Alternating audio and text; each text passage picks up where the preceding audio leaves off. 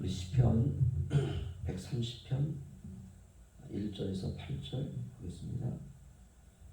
시편 130편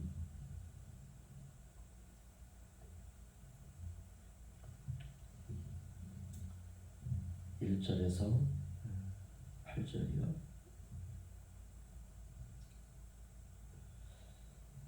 우리 한 목소리 읽겠습니다. 시작.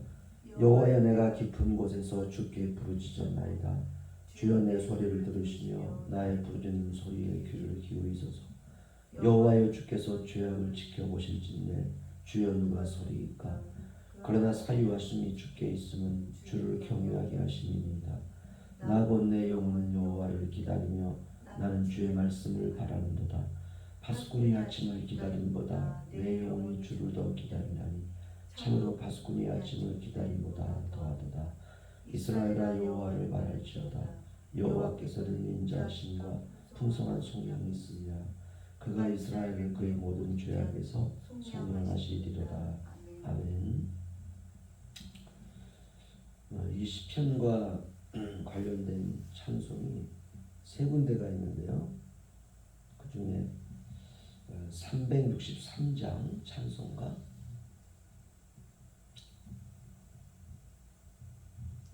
363장 우리 찬송 함께 하도록 하겠습니다. 내가 깊은 곳에서 주를 불러 아뢰니 주여, 나의 간구를 들어주심 바라고 보좌 앞에 나가니 은혜 내려주소서. 주가 죄를 살피면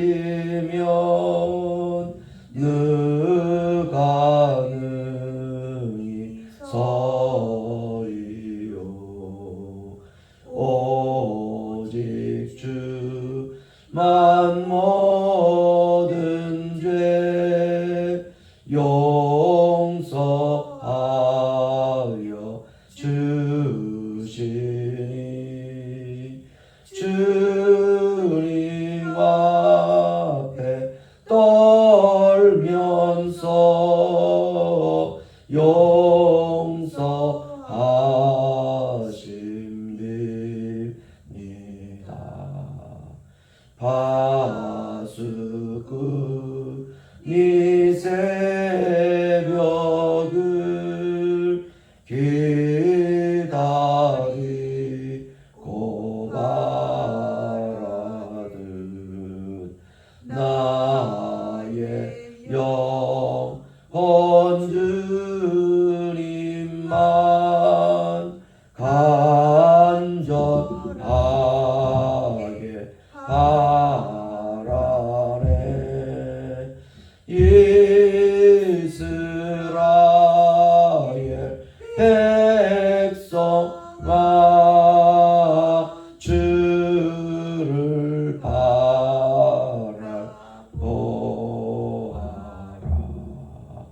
주의 크신 은혜와 그의 능력 바라라.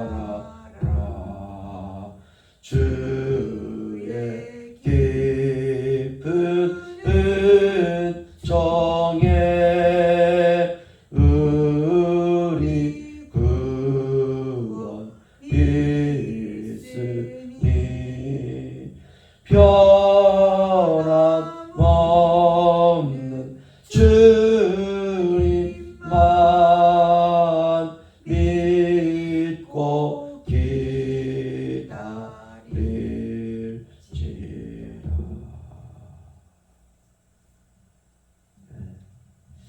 할렐루야. 시편 130편은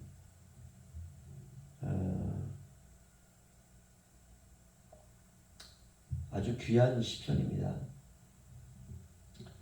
특별히 개역 개정에서는 이 시편을 이 찬양을 시편 130편을 그냥 이렇게 딱 가지고 와서 그냥 곡 가사로 이렇게 넣고요 작곡을 했는데요. 이 363장을 작곡한 분이 마르틴 루터로 나옵니다.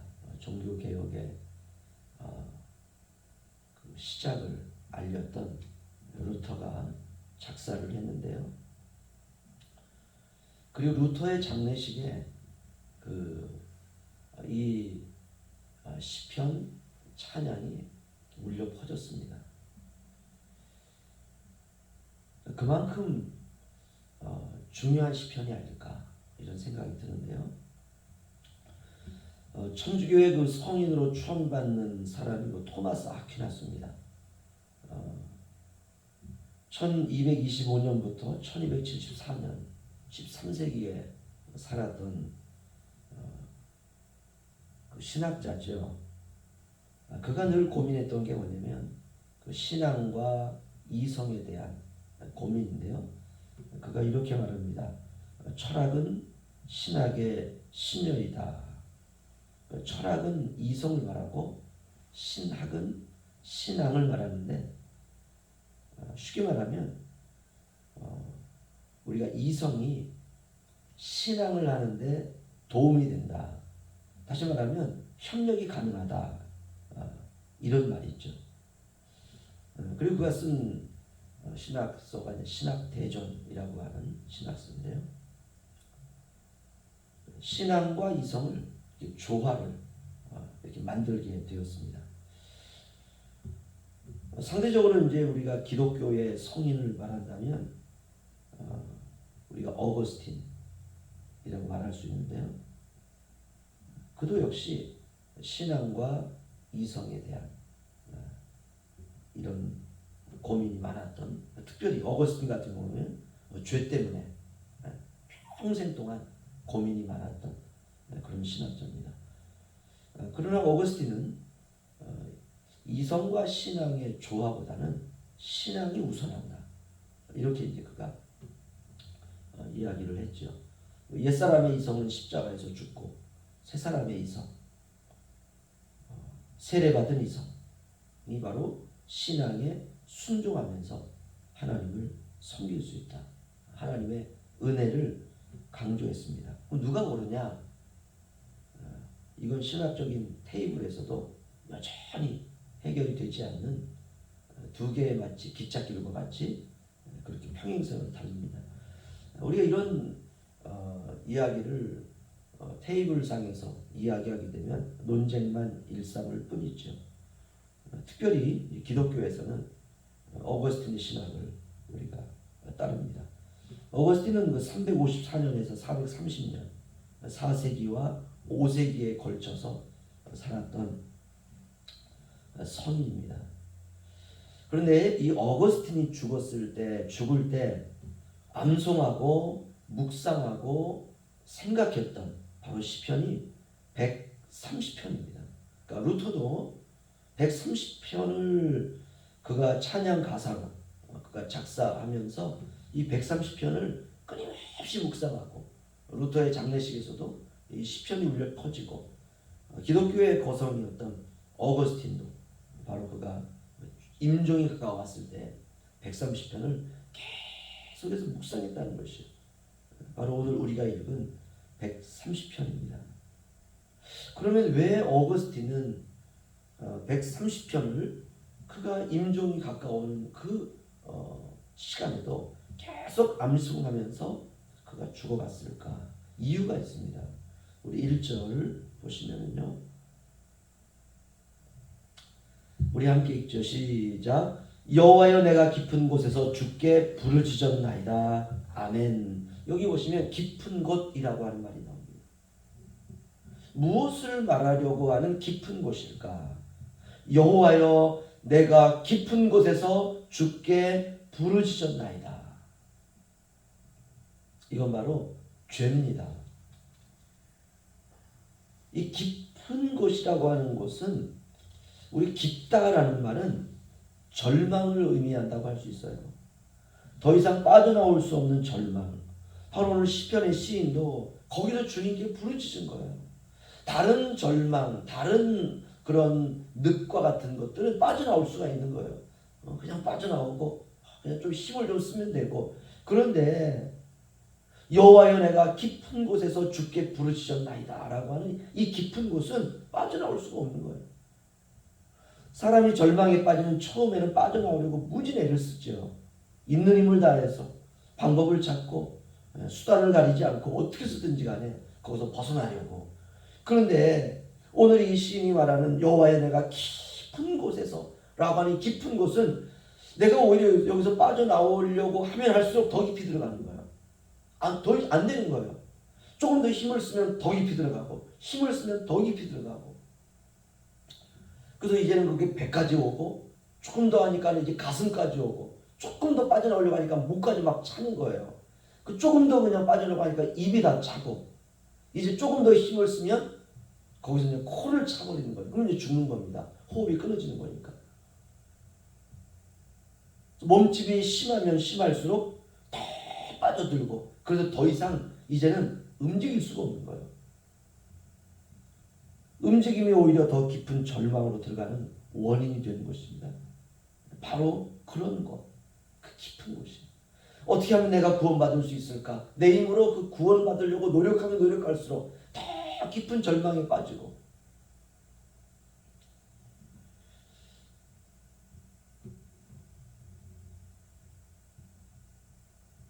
사람에게는 그런 깊은 곳이 있습니다. 여호와여 내가 깊은 곳에서 주께 부르짖었나이다. 그 깊은 곳으로 들어가면 들어갈수록 거기서 몸부림치면 칠수록 그 깊은 곳이 다른 것이 아니라 죄의 수렁임을 알게 됩니다. 죄의 수렁. 몸이 아픈 거는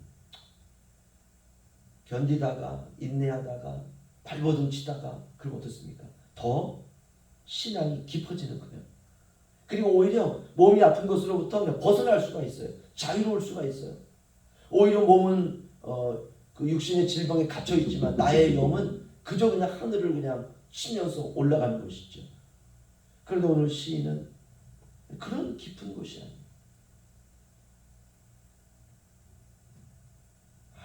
죄구나. 너무너무 깊은 곳. 그때 알 수 있는 것이 무엇이냐? 부르짖는 것밖에 없습니다. 주님 도와주세요. 주님 잘못했어요. 주님 용서해 주세요. 처절한 외침과 간구와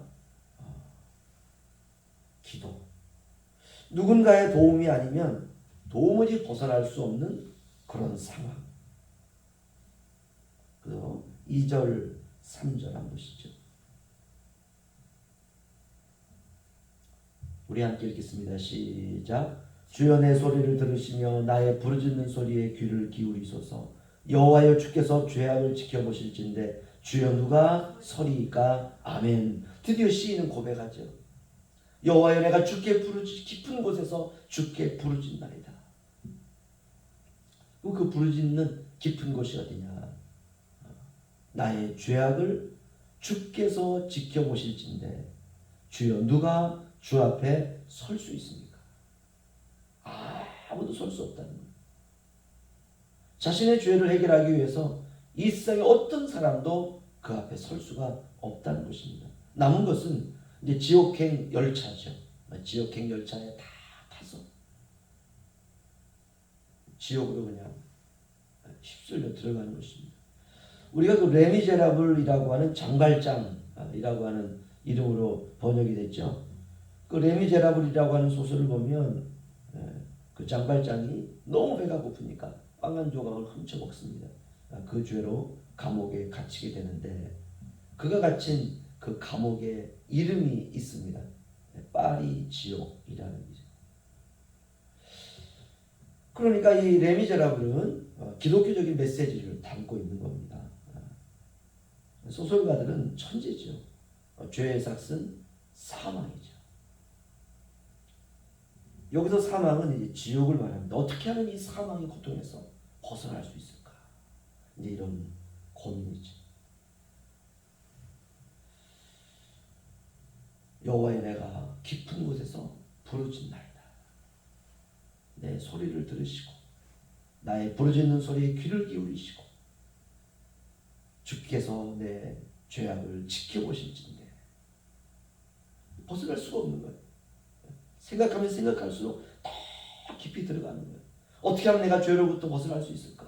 어떻게 하면 내가 죄에서 해방될 수 있을까? 거기서 막 부르짖고 수단과 방법을 가리지 않고 여러 가지 많은 율법적인 행위들을 가지고 내가 이 죄로부터 벗어나려고 하는데 벗어날 수가 없는 거예요. 그러면 그럴수록 더 극심한 죄책감에 사로드는 것이에요. 어떻게 하면 벗어날 수 있을까? 막 몸부림을 치는 거죠. 그런데 놀라운 반전이 있습니다. 그게 바로 4절이에요. 4절. 우리 함께 읽죠. 시작. 그러나 사유하심이 주께 있으면 주를 경외하게 하심이니이다. 아멘. 바로 여기서 시인이 자유함을 얻습니다. 주께서 죄악을 지켜보실진데 누가 주 앞에 설 수 있습니까? 이거 서리법이죠. 비유법. 아무도 설 수 없다는 것이에요. 이거 완전 절망 아닙니까? 그러나 이 반전입니다. 사유하심이 주께 있으면 주를 경외하게 하심이니이다. 이 사유하심이라는 말은 용서하심이라는 뜻이에요. 아무도 자신의 죄로부터 자유로울 수 없는데 용서하심이 주께 있으면, 용서하심이 주께 있다는 건 얼마나 놀랍습니까? 하나님이 용서해 주신다는 거예요. 하나님이 우리의 죄를 다 깨끗하게 해주신다는 것이에요. 이 깊은 절망에서 그 누구도 빠져나갈 수 없는데 여기서 빠져나오게 하심이 주께 있습니다. 그러므로 우리가 모두 주님을 경외하게 하심이니이다.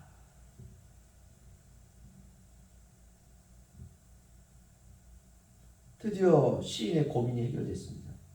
죄를 주님께서 용서하시면 끝난다는 거예요.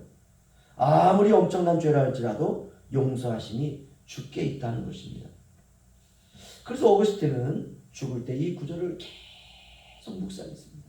우리도 임종시에 계속 묵상해야 되는 시편이 바로 130편. 용서하심이 오직 주께 있사오니 나는 이제 주님을 경외하겠습니다. 주님만 바라보겠습니다. 주님만 높이겠습니다. 주님만 예배하겠습니다. 그 말입니다. 죄 문제가 해결됐습니다. 죄 문제는 인간이 해결할 문제가 아니라는 것이요. 하나님이 해결하셔야 됩니다. 이것을 우리가 속량이다 이렇게 말합니다. 값을 지불하고 우리를 빨리 지옥에서 끄집어내는 거예요. 이 은혜입니다. 은혜. 이제 시인은 주님께 결단합니다. 그게 5절에서 8절이에요. 우리 한 절씩 교도하죠. 나 곧 내 영혼은 여호와를 기다리며 나는 주의 말씀을 바라는도다. 파수꾼이 아침을 기다림보다 내 영혼이 주를 더 기다리나니 참으로 파수꾼이 아침을 기다림보다 더하도다. 이스라엘아 여호와를 바랄지어다. 여호와께서는 인자하심과 풍성한 속량이 있습니다. 그가 이스라엘을 그의 모든 죄악에서 속량하시리로다. 아멘. 이제 어거스틴이 눈을 다 감습니다. 여호와께서는 인자하심과 풍성한 속량이 있습니다. 그가 이스라엘을 그의 모든 죄악에서 속량하시는도다. 아멘. 죄로부터의 자유함이 몸으로 온 것입니다. 이 사람이 신자예요.